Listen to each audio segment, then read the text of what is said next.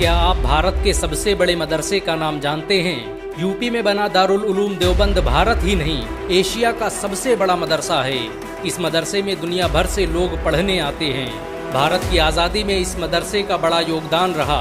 70 एकड़ में फैला ये मदरसा आज पूरे भारत को अपनी गौरव गाथा सुना रहा है।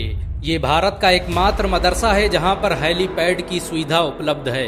दारुल उलूम देवबंद ने भारत को सबसे बड़े वैज्ञानिक और राजनेता दिए।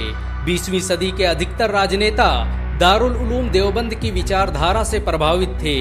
All India Muslim personal law board के पहले जनरल सेक्रेटरी मिन्नतुल्लाह रहमानी दारुल उलूम देवबंद के ही छात्र थे। देश के पहले गृह मंत्री मौलाना उबैदुल्ला सिंधी ने दारुल उलूम देवबंद से ही शिक्षा हासिल की थी। दारुल उलूम देवबंद के संस्थापकों ने ही 1857 में अंग्रेजों के खिलाफ शामली में जंग लड़ी। इस युद्ध की अगुवाई मशहूर क्रांतिकारी इमदादुल्लाह मुहाजिर मक्की कर रहे थे।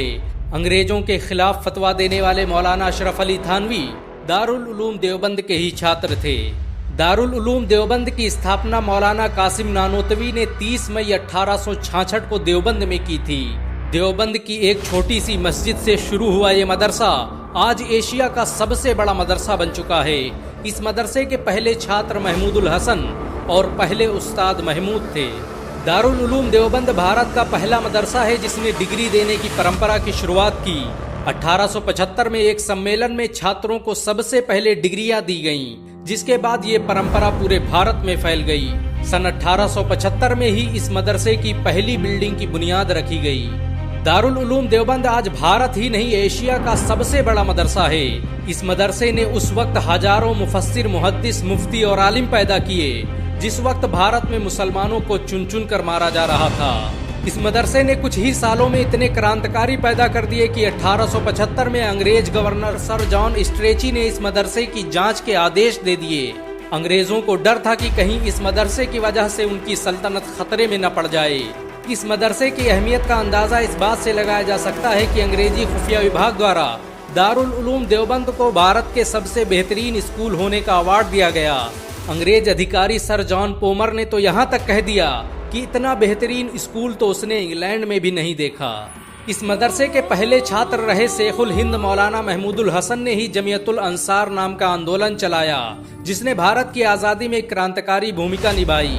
रेशमी रुमाल आंदोलन की शुरुआत करने वाले मौलाना उबैदुल्ला सिंधी दारुल उलूम देवबंद के ही छात्र थे। उन्होंने सुभाष चंद्र बोस के साथ मिलकर भारत की पहली अस्थायी सरकार की स्थापना की थी। वो आजाद हिंद सरकार में भारत के पहले गृह मंत्री भी थे। बहुत कम लोग जानते हैं कि रोलेट एक्ट कमीशन ने दारुल उलूम देवबंद को भारत का सबसे खतरनाक मदरसा बताया। उसने लिखा कि अगर इसे बंद नहीं किया गया तो भारत अंग्रेजों के हाथ से निकल जाएगा। भारत के सबसे बड़े मुस्लिम संगठन जमीयत उलमा हिंद की स्थापना दारुल उलूम देवबंद द्वारा ही की गई। दारुल उलूम देवबंद में पढ़ने वाले मुफ्ती किफायतुल्लाह जमीयत उलमा हिंद के पहले अध्यक्ष थे। बहुत कम लोग जानते हैं कि मौलाना कासिम नानोतवी ने दारुल उलूम देवबंद की स्थापना अंग्रेजों को भारत से निकालने के लिए की थी। इस मदरसे का मकसद देश में ऐसे नौजवानों को पैदा करना था जो भारत की आज़ादी में योगदान दे सके। आपको ये जानकर शायद हैरानी हो कि दारुल उलूम देवबंद के छात्र रहे मौलाना महमूदुल हसन ने ही 1920 में गांधी को महात्मा का लक़ब दिया। उनका ये नाम इतना मशहूर हुआ कि गांधी पूरी दुनिया में महात्मा गांधी के नाम से पुकारे जाने लगे। महमूदुल हसन ने ही हकीम अजमल खान के साथ मिलकर 1920 में जामिया मिलिया इस्लामिया यूनिवर्सिटी की स्थापना की थी ताकि भारतीय शिक्षा तंत्र को अंग्रेजों के चंगुल से आज़ाद करवाया जा सके। आपको ये जानकर शायद हैरानी हो कि दारुल उलूम देवबंद में दुनिया के सबसे बड़े इस्लामिक एंट्रेंस एग्जाम का आयोजन किया जाता है। इस एग्जाम में हर साल 20,000 से अधिक छात्र शामिल होते हैं। दारुल उलूम देवबंद में हजारों लोग रहकर शिक्षा हासिल करते हैं। इस मदरसे में हर साल करोड़ों रुपये खर्च होते हैं और इसका पूरा खर्च मुसलमान उठाते हैं। दारुल उलूम देवबंद ने भारत में इस्लाम को फैलाने में बड़ा बुनियादी किरदार अदा किया। इस मदरसे ने दुनिया में सबसे ज्यादा आलिम और शिक्षाविद पैदा किए। तबलीगी जमात की स्थापना करने वाले मौलाना इलियास दारुल उलूम देवबंद के ही छात्र थे। देवबंद की कोख से जन्मी तबलीगी जमात आज दुनिया का सबसे बड़ा धार्मिक संगठन बन चुकी है। इसमें जुड़ने वालों की संख्या 20 करोड़ से अधिक है। अमेरिका से लेकर रूस, जापान, इंडोनेशिया और फ्रांस के हर शहर में इसकी शाखाएं फैली हुई हैं। दुनिया के 150 से अधिक देशों में तबलीगी जमात के लोग मौजूद हैं। दारुल उलूम देवबंद भारत का पहला स्कूल था जिसने अंग्रेजों के खिलाफ अंतर्राष्ट्रीय स्तर पर आवाज उठाई। इस मदरसे ने अफगानिस्तान, तुर्की, सऊदी अरब और ईरान में ऐसे लोग तैयार किए जिन्होंने भारत की आज़ादी में बड़ी भूमिका निभाई। असहयोग आंदोलन की शुरुआत दारुल उलूम देवबंद से ही हुई थी। 1916 में शेखुल हिंद ने तुर्की के युद्ध मंत्री अनवर पाशा के साथ मिलकर भारत को आज़ाद करने की जो योजना बनाई, उसने भारत से अंग्रेजी सल्तनत को उखाड़ फेंका। दारुल उलूम देवबंद द्वारा चलाए गए इस आंदोलन के बारे में सर रोलेट ने लिखा कि ऐसी रणनीति को देखकर ब्रिटिश हुकूमत हक्का बक्का रह गई। दारुल उलूम देवबंद ने भारत के लिए जो किया वो आज तक कोई नहीं कर पाया। उड़ीसा के गवर्नर विशंभर नाथ पांडे के मुताबिक ये मदरसा अपने आप में एक देश था। अगर ये न होता तो भारत कभी आज़ाद न होता। भारत की आज़ादी के लिए लड़ने वाले इस मदरसे के 50,000 से अधिक उलमाओं को अंग्रेजों ने एक साथ फांसी दे दी थी। दारुल उलूम देवबंद को देखने के लिए हर साल लाखों लोग भारत आते हैं, जिससे भारत सरकार करोड़ों रुपए की कमाई करती है।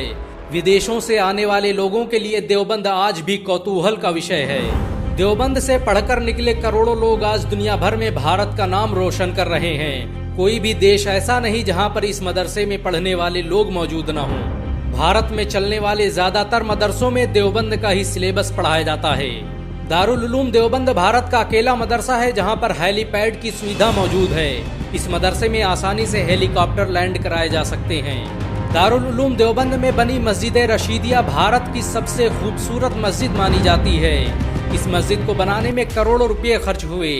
ताजमहल के बाद ये भारत की अकेली इमारत है जिसमें सबसे ज्यादा संगमरमर का इस्तेमाल किया गया।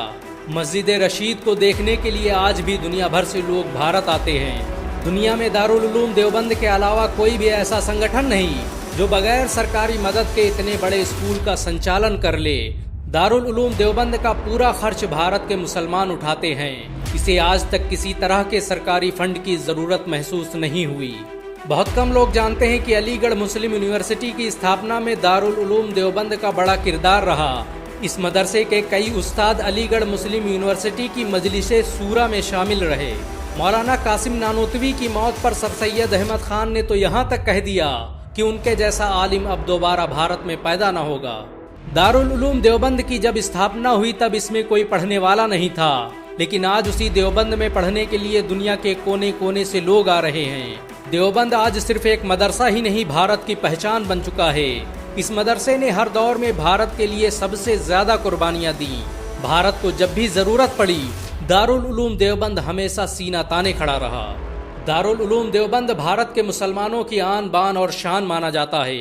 मुसलमान इसकी हिफाजत के लिए अपना सब कुछ कुर्बान कर सकते हैं। अगर एक मुसलमान होने के नाते आपको गर्व महसूस हुआ हो तो इस वीडियो को लाइक और शेयर जरूर करें। ऐसी और वीडियो को देखने के लिए हमारे चैनल को सब्सक्राइब करें, घंटा जरूर दबाएं।